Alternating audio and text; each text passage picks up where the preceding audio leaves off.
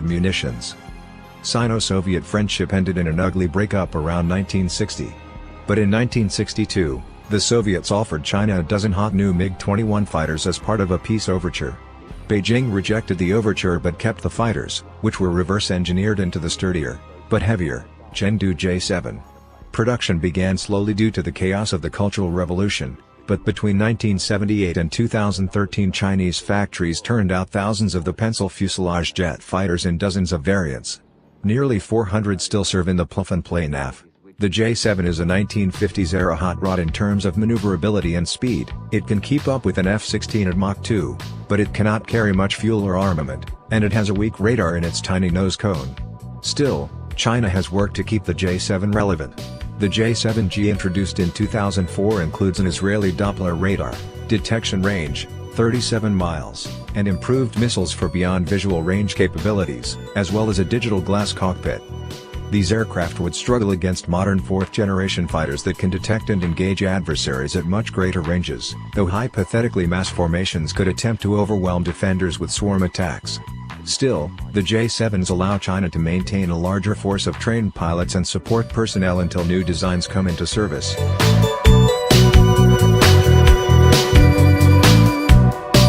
Another Soviet-era clone is the Xi'an H-6, a twin-engine strategic bomber based on the early 1950s-era Tu-16 Badger.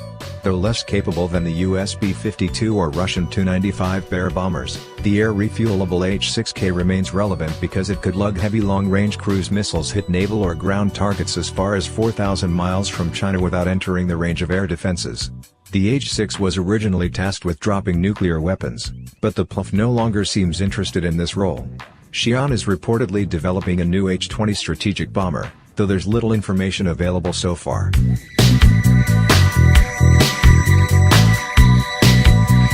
In the mid-1960s, China began working on genuinely home-designed combat jets, leading to the Shenyang J-8 debuting in 1979. A large twin-turbojet supersonic interceptor that could attain Mach 2.2 and resembled a cross between the MiG-21 and the larger Su-15. The J-8 lacked modern avionics and maneuverability. However, the succeeding J-8-2 variant improved on the former with an Israeli radar and a new pointy nose cone, making it a fast but heavy weapons platform a bit like the F-4 Phantom. Around 150 are still operational. The 200-plus Xi'an JH-7 Flying Leopards, which entered service in 1992, are beefy two-seat naval attack fighter bombers that can lug up to 20,000 pounds of missiles and have a top speed of Mach 1.75. Though they wouldn't want to get in a dogfight with opposing contemporary fighters, they may not have to if they can capitalize on long-range anti-ship missiles. The Chengdu J-10 Vigorous Dragon, by contrast, is basically China's F-16 Fighting Falcon, a highly maneuverable, lightweight multi-role fighter leaning on fly-by-wire avionics to compensate for its aerodynamically unstable airframe. Currently dependent on Russian Al-31F turbofans, and coming several decades after the F-16 debuted, the J-10 may not seem earth-shaking. But the J-10B model comes out of the box with 21st-century avionics such as advanced infrared search and track systems and a cutting-edge active electronically scanned array radar, which cannot be said for all F-16 types. However, the fleet of 250 J-10s has suffered several deadly accidents possibly related to difficulties in the fly-by-wire system.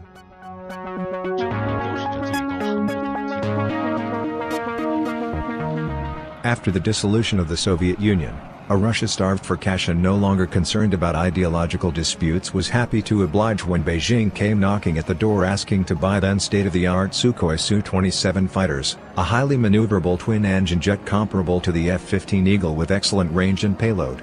This proved a fateful decision. Today a sprawling family of aircraft derived from the Su-27 form the core of China's modern fighter force.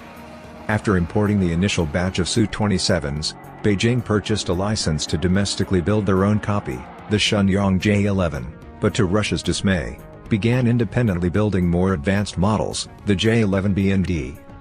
Moscow felt burned, but still sold 76 modernized ground and naval attack variants of the flanker, the Su-30 MKK and Su-30 Mk2 respectively, which parallel the F-15E Strike Eagle.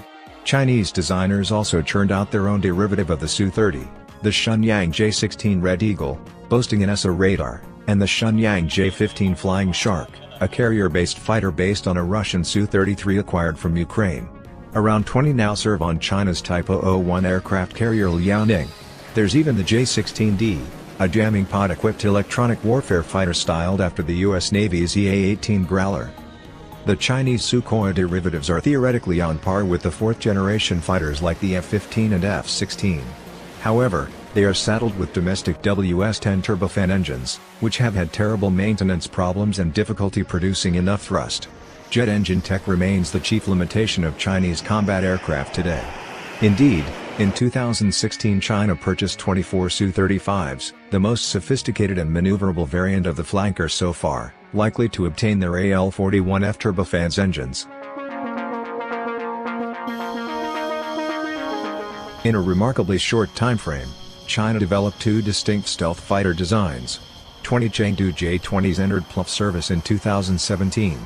Unlike the F-22 Raptor, designed to be the ultimate air superiority fighter, or the single-engine multi-role F-35 Lightning, the J-20 is a huge twin-engine beast optimized for speed, range and heavy weapons loads at the expense of maneuverability. The J-20 might be suitable for surprise raids on land or sea targets, though its larger rear aspect radar cross-section could be problematic, or to sneak past enemy fighters to take out vulnerable support tankers or AWACS radar planes.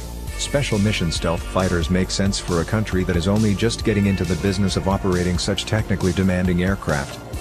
Meanwhile, the smaller, privately developed Shenyang J-31 Gyrfalcon, or FC-31, is basically a twin-engine remodeling of the F-35 Lightning, quite possibly using schematics hacked off Lockheed computers. Chinese designers may have developed an aerodynamically superior airframe by ditching elements supporting vertical takeoff or landing engines. However, the J-31 probably won't boast the fancy sensors and data fusion capabilities of the Lightning.